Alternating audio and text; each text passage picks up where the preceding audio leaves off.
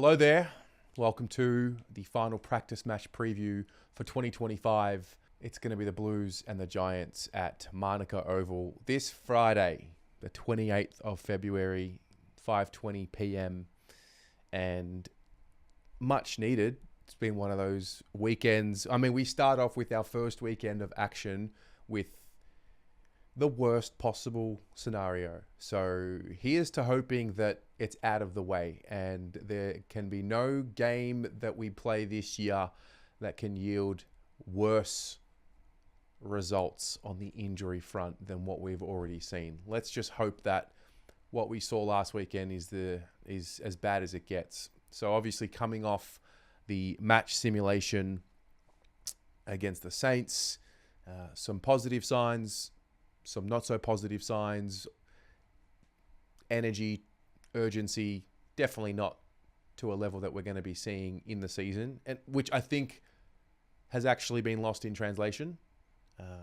Obviously, you don't want to practice to be shit, but at the same time, your intensity in a practice match just won't be that of what it's going to be in the season.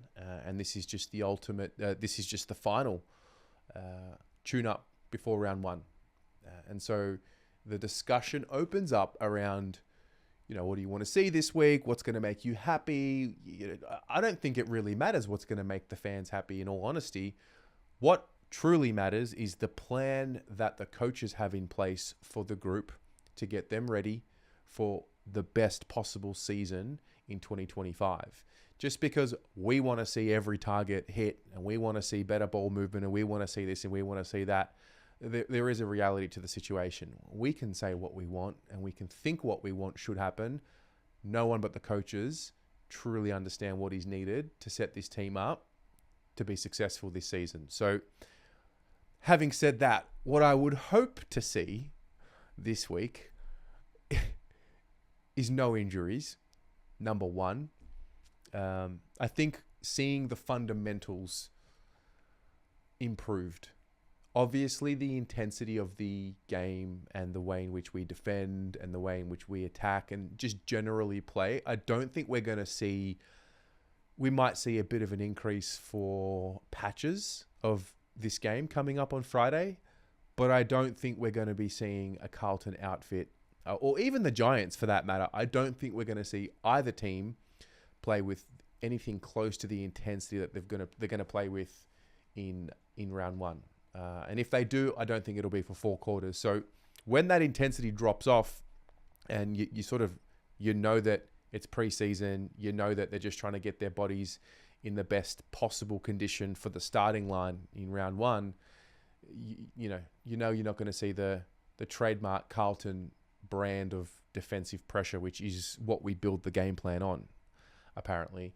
So when that's not there, I mean, when we see that in this season as well, when that pressure is not there, that's kind of when we get exposed. And so you've got to look at the ball movement. Can we execute our skills in a way in which we can hopefully rely on them one day? Because that's going to be one of the evolutions of this team in order for it to become better.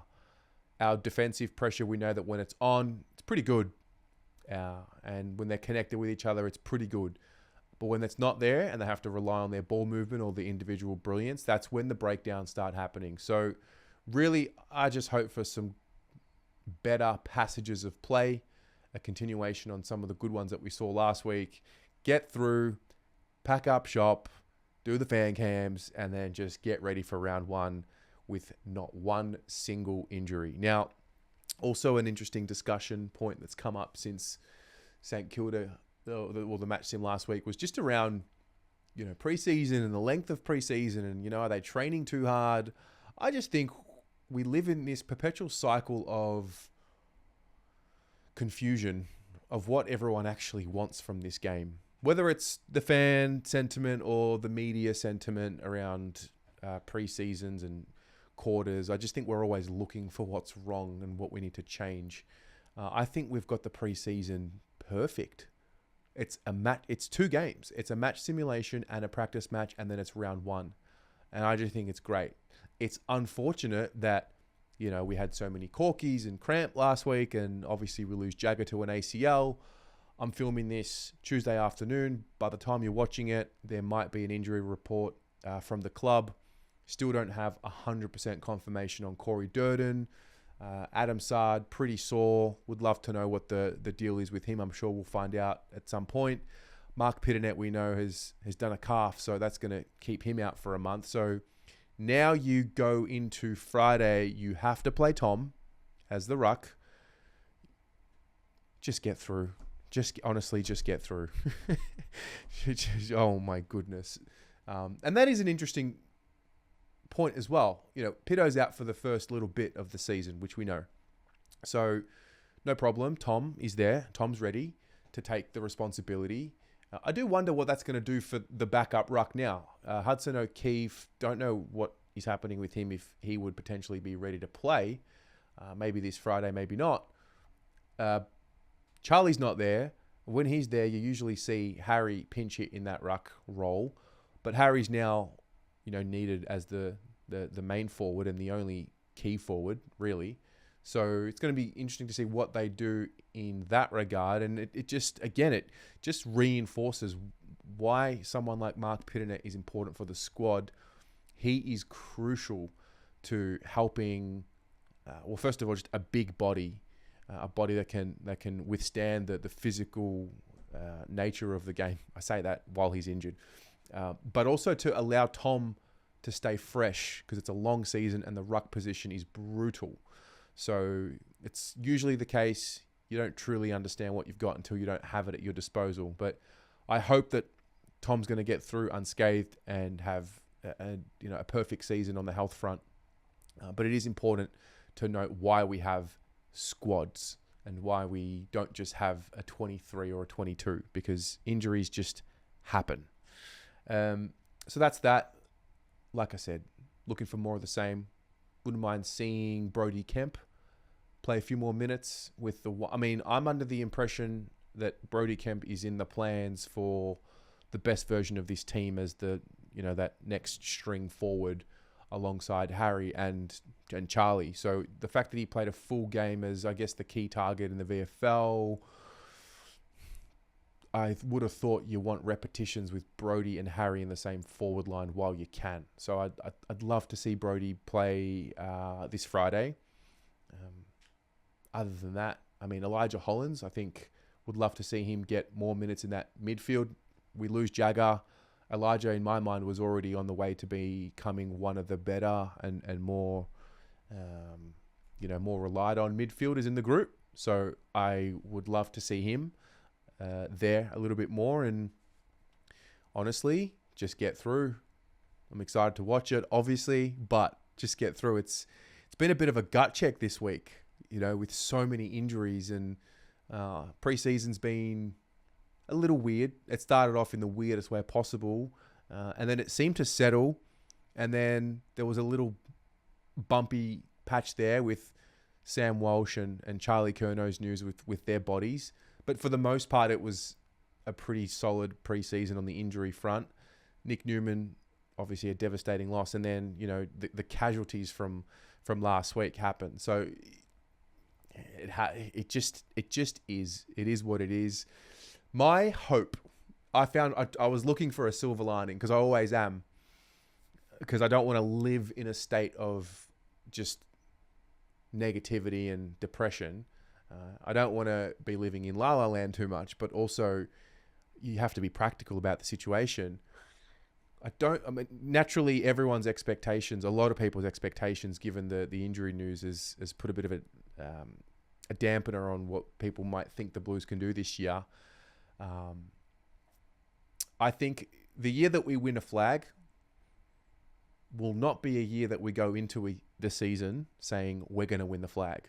I think it's going to come in a year where the expectations sort of dip because of circumstances and almost being written off by the external. But we are a team that you get on a roll.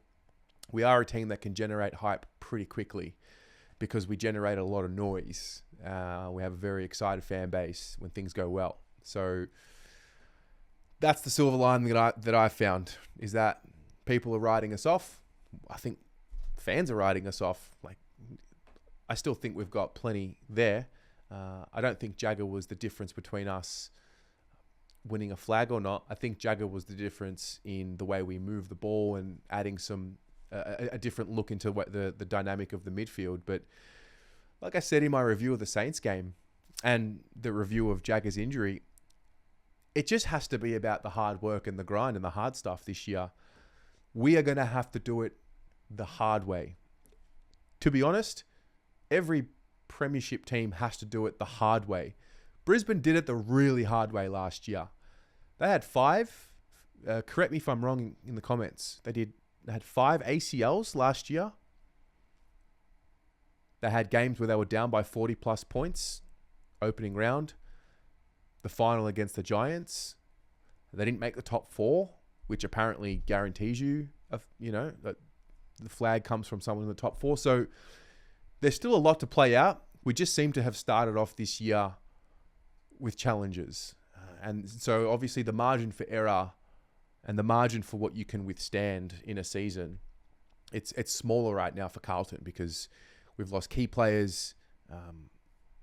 We've lost top-end talent. We've got more top-end talent that's still pretty sore, and we're just banged up already. And we're so used to having double digits in the injury report that it's you almost get conditioned to it. And it sucks and it's hard, but at the same time, you've got opportunities that allow for the growth of people that you wouldn't normally see. So that's that. And it is just the revolving cycle of football. Whatever. Maybe one day our time will come. Maybe this is our time, and this is just part of the story. The story's not finished yet. It's barely been started, really. So looking forward to that. Otherwise, I'll see you throughout the week. What are your thoughts about this Friday? I asked on Monday night during the show, what would make you happy? What would make you satisfied? And so I'll ask you here. What are you looking forward to on Friday? What do you need to see on Friday to come away from that thinking more than what you do right now? And let's just say we see near perfect ball movement and more intensity and a 40-point win. Does that mean that we're guaranteed to have a great year? Is that where your mind's at? I'm fascinated to unpack it because I don't have too much connection to the preseason games compared to what I've seen out there, and that's okay. But I am curious to see why one would put so much or too much emphasis on what they see in these preseason games. So we'll chat about it there and hope for a healthy run this Friday where we're already praying to the football heavens and the football gods for a week of no injuries. We're already there after one match simulation. It's fascinating stuff. Chat to you soon. Go Blues.